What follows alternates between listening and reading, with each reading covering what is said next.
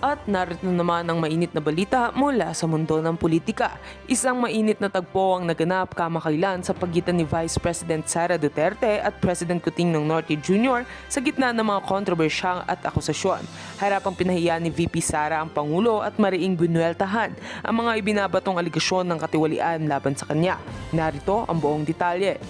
Nagugat ang insidente sa mga paratang ng katiwalian na ipinupukol kay Vice President Sara Duterte, partikular na ang isyu ng paglalaan ng confidential funds ng Office of the Vice President o OVP. Naging matindi ang iringan ng magbitiw ng mga pahayag si President Marcos na tila pinapatama ng mga opisyal na umano'y hindi tamang ginagamit ang pondo ng gobyerno. Agad namang sinagot ni VP Sara ang mga ito na siya'y tila pinupolitika at hindi binibigyan ng patas na pagkakataon upang ipagtanggol ang sarili. Sa kanyang pahayag, sinabi ni Vice President Duterte na walang katotohanan ng mga akusasyon laban sa kanya at ang kanyang tanggapan ay may sapat na ebidensya na nagpapakita ng tamang paggamit ng mga confidential funds. Aniya, hindi dapat siya ang tinitira kung hindi ang mga tunay na nasa likod ng mga anomalya sa pamahalaan. Di umano may mga individual o grupo na nais siyang siraan at tanggalin sa puder. Ngunit iginiit ni Duterte na hindi siya natatakot harapin ang mga ito. Hindi rin pinalampas ni VP Sara ang ilang mambabatas na tila ginagamit ang issue para sa kanilang pansariling interes. Binueltahan niya ang mga kritiko at sinabing hindi siya papayag na gawing instrumento ng politika ang usaping ito. Pinahayag niya na kahit na siya'y vice-presidente, hindi siya hahayaan na maging biktima ng paninira at intriga, lalo na't malinis ang kanyang konsensya sa usapin ng pondo. Samantala, hindi pa naglalabas ng opisyal na pahayag ang kampo ni President Kuting ng Norte Jr. hinggil sa mga naging sagutan. Gayunpaman, inaasahang magkakaroon ng masusing imbestigasyon ng Kongreso upang busisihin ang usapin ng confidential funds. Patuloy na umaasa ang publiko na malalantad ang katotohanan sa likod ng mga paratang na ito habang ang administrasyon ay dumaraan sa pagsubok ng pagkakaisa at integridad. At heto nga mga balitang ating pagkakatutukan at kung bago ka pa lamang sa aking channel ay huwag kakalimutang mag-like, share and subscribe para updated ka sa aming mga bagong balita dito sa Tatak Pinas.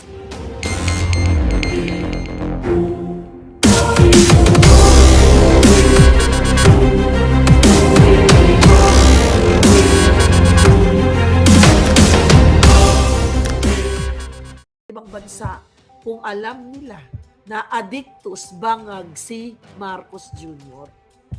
Nawala na parang bulak. Mag-i-invest, binaba ang Maynila. Tapos walang pakialam.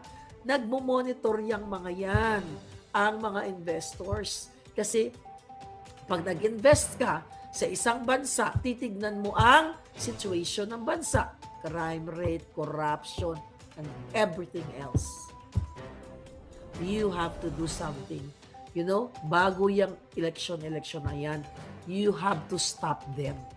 Kailangan yung wakasan to. The only people na pwedeng magawa yan, kayo. Message your friends. Huwag na lang friends, kamag-anak na lang, immediate family. Ipaliwanag nyo sa mga anak nyo, anak, ito ang bangag ng presidente. Pag hindi kayo nakialam sa usapin ng bayan, forever kayong gagaduhin. Paulit-ulit na lang po. At this is digital age right now. Sana nga mas mabilis ang communication, ang pag-disseminate ng mga impormasyon, nakikita ninyo. Pero yung mga kabataan natin, abala sa pag-games, nawala na yung patriotism, nawala na yung pagmamahal kasi maari ang mga anak ninyo masyado silang komportable sa buhay kasi pinapadala nyo ng pera eh. Walang kahirap-hirap. Every quincenas, every 30, dun sa mga nasa Amerika, Europa, every other day. Diba? Yung mga bigay ninyo every week. Kung iba naman, baka every other day, every 3 days. Kaya naging kampante yung mga anak, mga pamilya ninyo. Kaya they don't care sa usapin ng lipunan kasi somehow hindi nila nararamdaman yung hirap na katulad ng mga nararamdaman ng mga laborers, ng mga nagtatrabaho. So you educate your children. Hindi lang puro computer games, car racing simulator, katulad ng anak ni Bangag at the expense of the Filipino people. May bahay ang mga utang, mga buwaka ng Genovese niyan. Bakit dyan maglaro-laro yang si Bin? Napuntahan ko na, invite ako dyan sa bahay nila sa Paway. Okay? May bahay sila, marami pang bahay, may mga kontos yung mga yan. Bakit dyan pa nag-build, naglagay ng mga games na yan? Kasi their intention is to stay in power forever. Yan ang target. Ang mga expose ko sa inyo, katulad ni Abalo, sabi ko, ayan, tatakbo yan na senador. O, tingnan mo. Ipinasa ang trono sa mga Rimulya na namamayagpag ang kanilang mga pogo business sa Cavite. Then they talk about that Jutang Genovese na pogo dyan, si Alice Go. See that? Pinagluloko kayo ng gobyernong ito. Pinagluloko, ginagago na kayo eh. I don't know kung kailan kayo mga palangga magigising. Yung alam ko, yung mga men and women in uniform, alam nyo po na adik, bangag ang presidente ninyo at ang asawa ay kidnapper, smuggler, lahat sila. Pero wala kayong pakialam eh. Kayo talaga yung taksil sa bayan. Kung sila ay mga kawatan, mafia, the fact na wala kayong ginagawa, taksil din kayo sa bayan because you allowed your children na mamuhay sa isang pulboronic government. Ulitin natin, lahat ng mga hearing dyan, this is not for the Filipino people. Number 1, to cover up the pulboronic issue. Number 2, para i-divert ang issue sa mga Duterte. Sabi ko, kahit tanggalin nila ang mga Duterte sa political spectrum, hindi po magiging maayos ang pamumuhay ninyo. Habang ninanakaw nila ang pera ng ilang milyon ang ginagastos everyday for that Jutang Genovese na hearing na yan. Kayo yung kawawa. Kawawa mga Pilipino. Palubog na ba? Sabi ng mga palangga. Ano sabi ng statement ni Bangag? Grabe. Okay? Sabi dito sa headline, na-interview ata si Bangag. This was October 11. Bangag, okay, deceived by Sara. Okay, basta na, sabi ng balita, Bongbong deceived by Sara. VP not part of admin anymore, sabi ni Bangag Marcos. Basahin natin ito. President Ferdinand Bangag Adictus Benedictus Marcos thought he was friends with Vice President Sara Duterte, leaving him all the more confused when Sara, publicly distanced herself from him. Okay? Na-confused daw ang putang ina ba? Ano naman napaka-drama nitong napakasinungaling? Na-confused. Tinraidor nyo si Sara. Ginamit nyo ng kapatid mo. Lumuhod kayo sa mga Duterte para hindi ka makasama sa narco list, Bangag. Huwag kang magsinungaling, Jutang Genovese ka. Confused ka, lagi ka namang confused eh. Bangag ka naman talaga. Hindi gumagana ang utak mo dahil nalulusaw na ng pulburon. Kaya nga kapag ini-interview ka ng mga tanong katulad sa nagurbur na kababayan natin sa Saudi, nakatawa ka pa. And sinasabi mo pa na based on the Saudi government ay deserve naman ng kababayan nating Machugi. Hindi po matino ang ganyang tao, di ba? Na inaayunan pa na deserve niya. Hindi nyo nga pinakilala sa taong bayan. Ikinubli nyo nga yung identity. I think this is the first time nakarinig ako ng ating kababayan na binitay, na itinago ang identity sa mamamayang Pilipino. Now, what? Sabi ng balita dito, okay, tingnan mo. Hindi ko ito napanood yung interview eh. In a media interview between meetings at sa Alao pala, at the Asian, Marcos was asked how his relationship with Vice President was. Duterte has admitted that she was not friends with Marcos and the relationship was mainly based on them being running mates in 2022. Marcos giving a small laugh. Tumawa na naman. Lagi nga, ang mga bangag, ang mga adiktos, di ba tumatawa ng walang dahilan? Kahit nga may tragedy, katulad ng kababayan natin, tumatawa.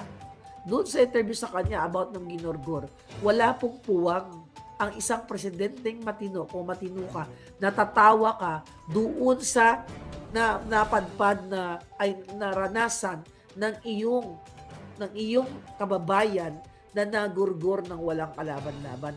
Walang puwang na tumawa ka o ngumiti ka sa ganitong issue. Ngayon, ngumiti na naman siya. Sabi niya, that's a good question. I don't know anymore. I'm not quite sure I understand. I'm a little dismayed that she doesn't think we are friends. I always thought we were, but maybe I was deceived. Ikaw pa ngayon ang na-deceive? Diniceive mo, ginago mo, binudol mo, hindi lang si Inday Sara, binudol mo ang mga supporter ni Inday Sara at mga Duterte dahil bumoto sila dahil si Inday Sara ay nanawagan na iboto ka. Mas marami ang boto ni Inday Sara sa'yo, 32 million. Ikaw, kung hindi nyo padayain ang halalan, hindi ka pa nagkaroon ng maraming boto. At ulitin natin, may sworn statement si Attorney Glenn Chong na dinaya ng asawa mo kayo nakipagsabwatan sa Smartmatic. Bakit ang Smartmatic walang case against kay Glenn Chong? Kayo na ngayong pamilya, walang case against kay Glenn Chong. Kasi takot kayo na makaray-karay sa korte kasi mapapatunayan na nakipagsabwatan kang hinayupak ang bangag. Magbabayad ka sa taong bayan. Sabi ko nga, hindi natin alam, baka bukas makalawa, bumulagta ka na sa pagiging addictus benedictus mo. Sabi pa niya,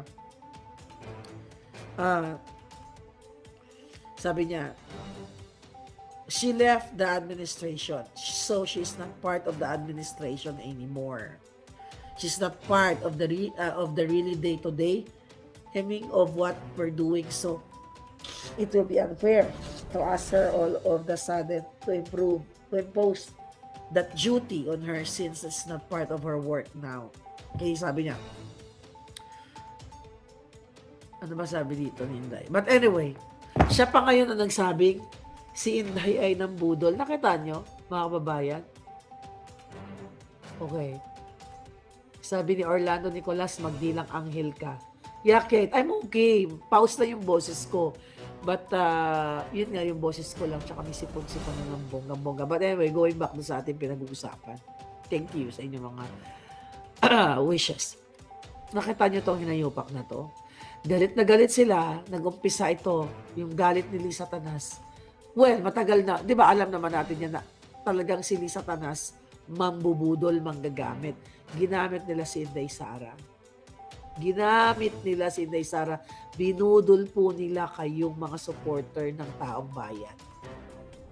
Kaya ngayon, dahil nasa puder na sila, wala silang habas na nakawin ang pera ng bayan. Tingnan ninyo, wala po ni isang ahensya ng gobyerno ang nag-imbestiga.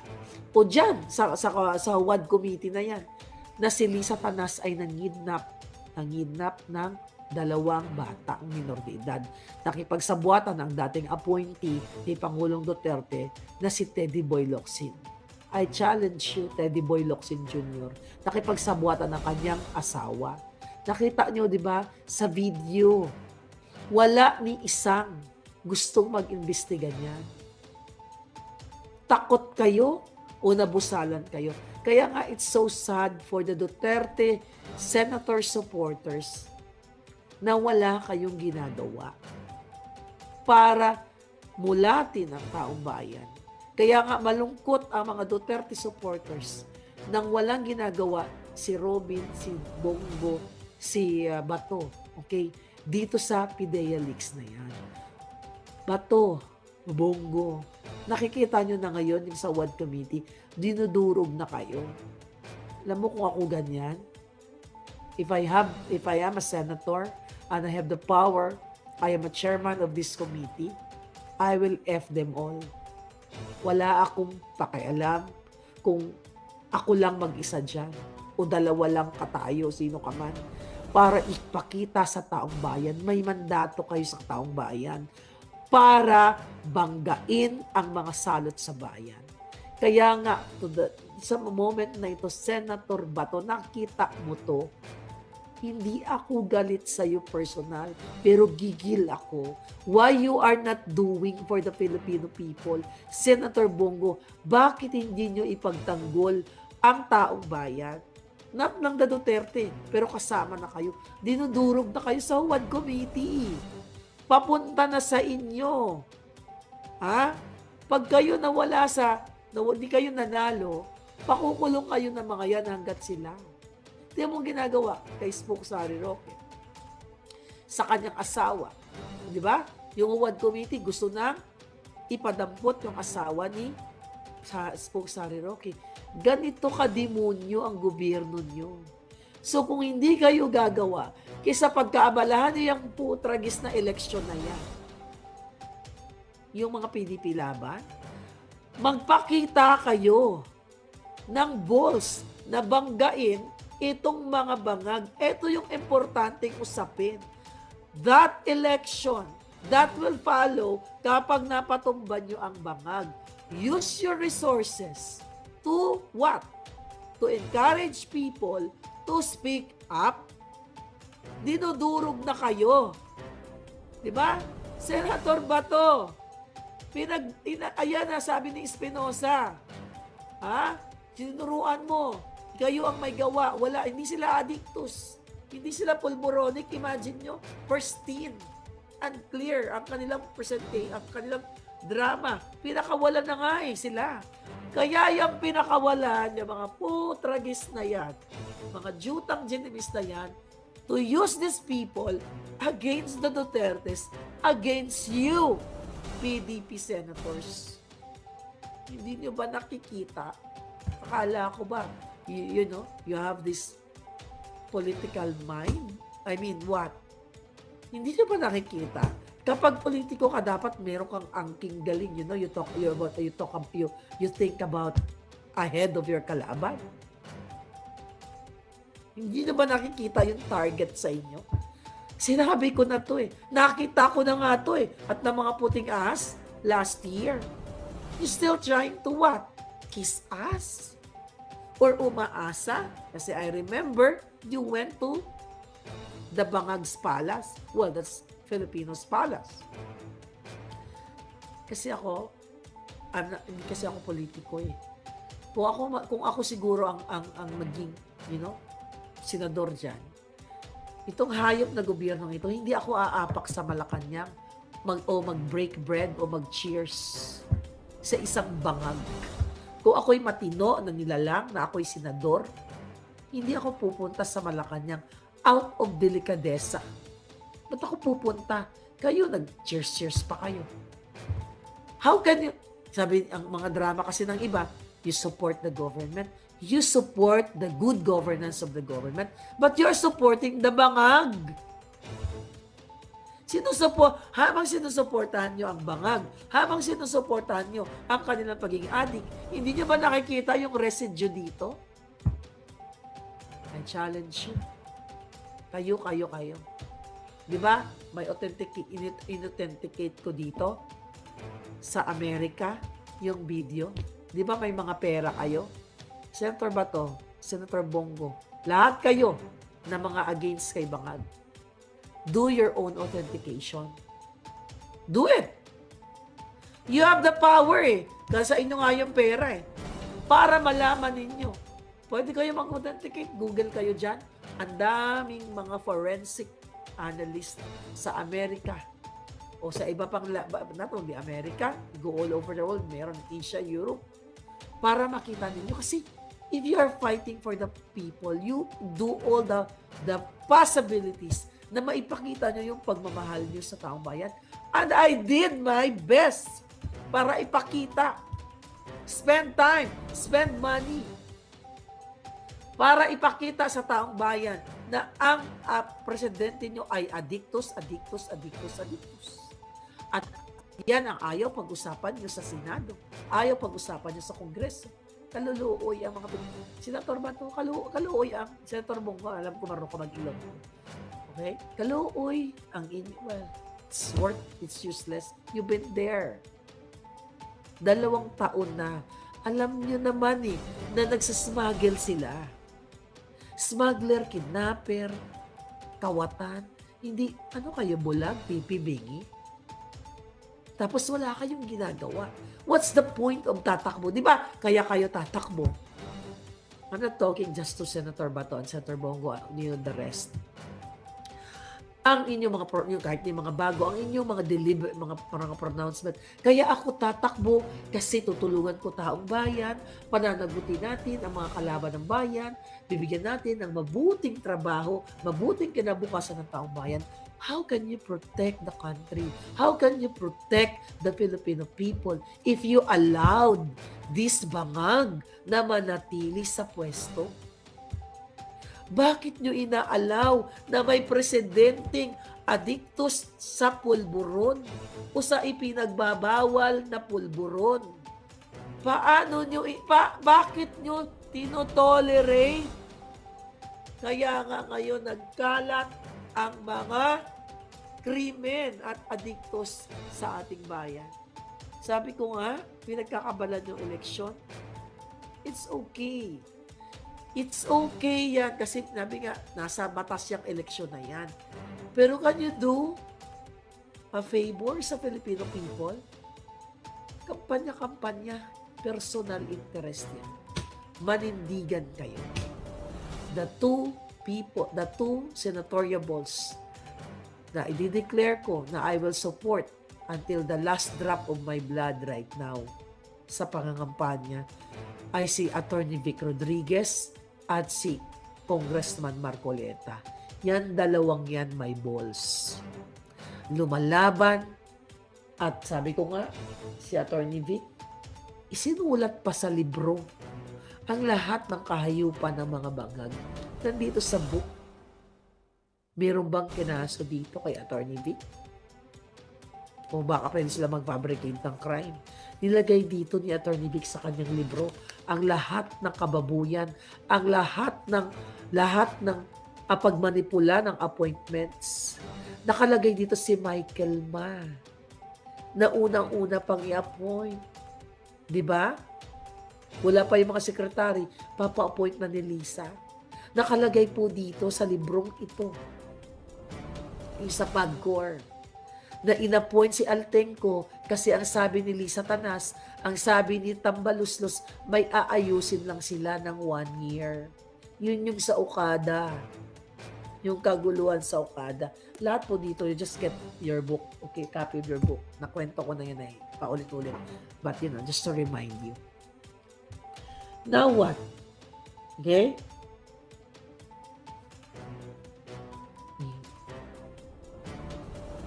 Yeah, okay.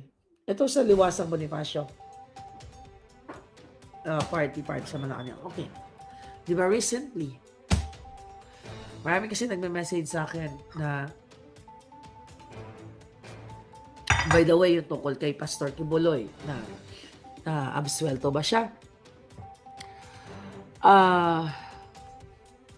Wala na ako ng lipstick. Mukha na akong maputla. So ngayon, mga kababayan, lipstick lang tayo.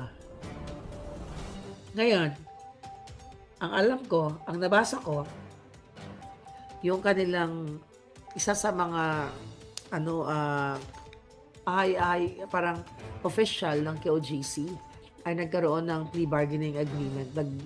Nag-plea siya to reduce the sentensya pero absuelto dun sa mga high crimes na binabato sa kanila, yung human trafficking, rape, something na ganon. Hindi pa kasi na-release yung actual court yung copy, okay, yung resolution, kung ano ba talaga. But I'm not gonna talk about it in details kasi unang-una wala naman tayong hawak na papel. Pero good point yun sa SMNI. Diba? For the rest, ilang buwan nagkaroon ng pagtitipon sa Liwasang Bonifacio. You help, diba? Tumulong kayo, nagpadala kayo ng tulong doon sa KOJC, nagpadalatan, may mga natulungan tayo, mga nagtitinda ng tinapay, ng tubig. Ang nakikita ko dito, ano kaya ang kompromiso? Okay? Ano kaya ang kasunduan behind of that sa gobyernong Bangag? Maganda yon. O ibig sabihin, winning part yon. Victory yon para sa kay Pastor Kibuloy at sa mga KOJC. Ngayon, excuse me.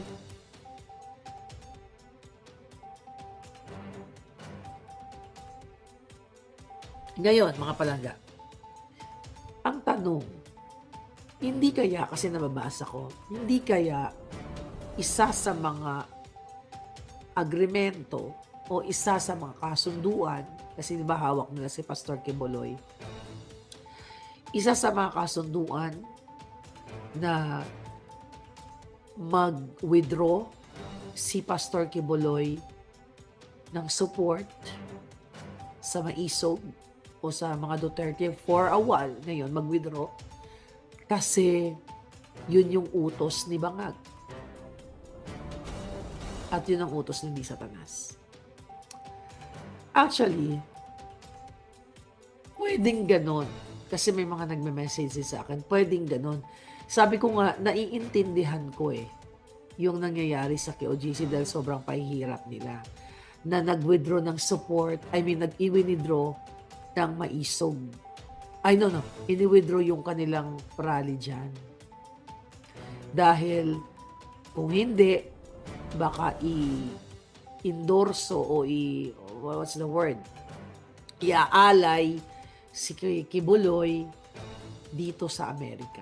Kasi hawak nila sa liig. So, ang nakikita natin dito, masyadong, may ano yan palangga, may catch yan, may mga agreemento yan na I hope matapos na. Kasi yung nangyayari ngayon, hawak nila sa liig si Kibuloy. So, kaya walang nagrarally. Dahil kung hindi, gugurgurin nila yan or kung ano man ang gagawin nila. Yun yung nakikita natin dyan. Kasi, ang ng mga Bangag, divide and conquer. Kasi nakikita nila Bangag na, di ba tuloy-tuloy yung rally? Yun yung kinatatakutan nila . Kaya okay, sige, sabihin na natin yung totoo. Huwag ka na mag-emote, Maharlika. May nakausap ako mula doon kung saan. Sorry.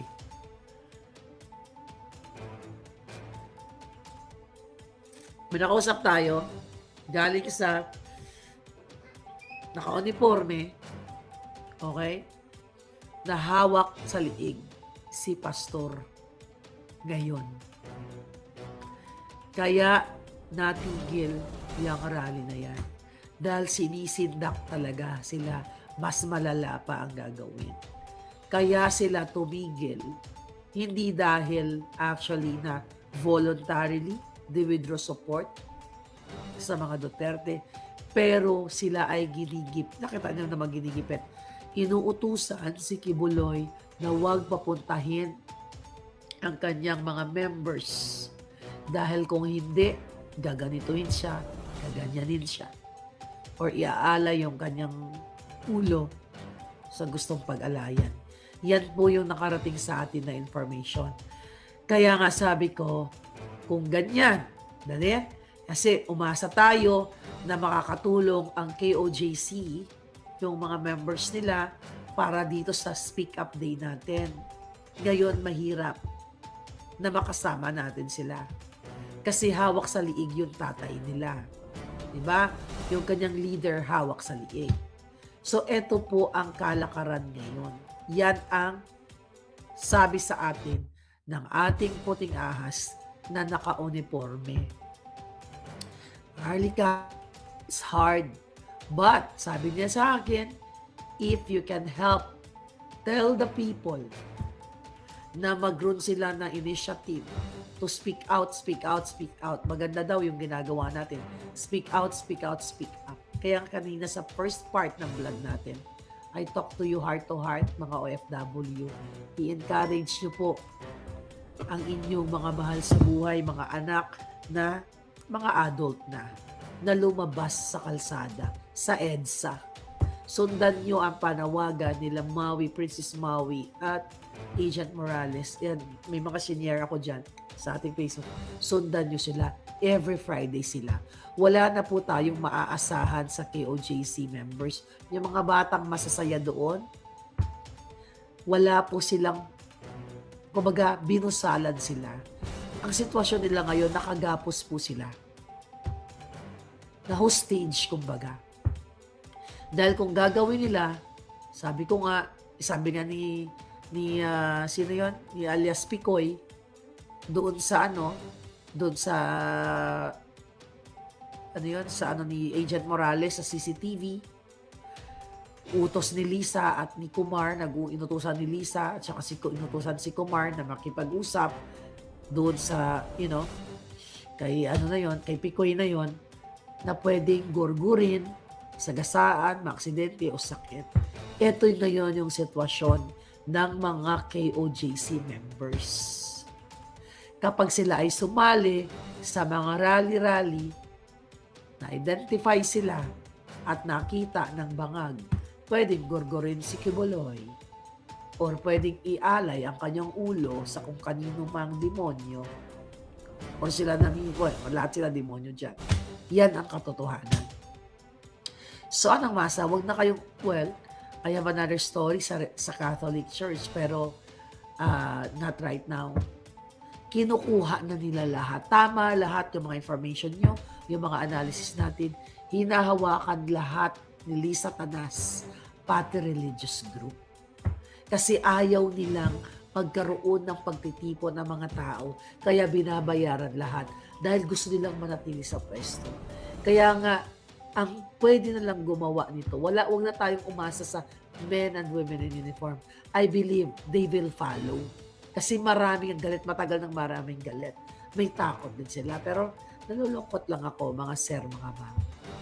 Sayang naman yung mga training ninyo nung kayo'y kabataan, di ba? Rigid training. Grabe, talagang umakyat.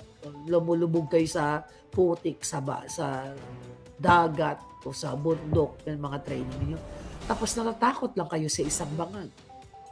So the ultimate solution para matigil ang Addictus Benedictus katulad ni Anton Lagdameo na pagigipit sa inyo, mga kapatid ko, mga palangga ko, mga Muslim brothers and sisters. Ginugulo buhay niyo. Pinanghimasukan kayo. Lahat mga bangag to. Magkaisa po kayo. Go to EDSA Friday group. Dumami kayo dyan. Kasi ang EDSA, church yan eh. You just pray to God and express yung mga discontent ninyo sa bangag na administrasyon na to. Wala na tayong maasahan sa KOJC members.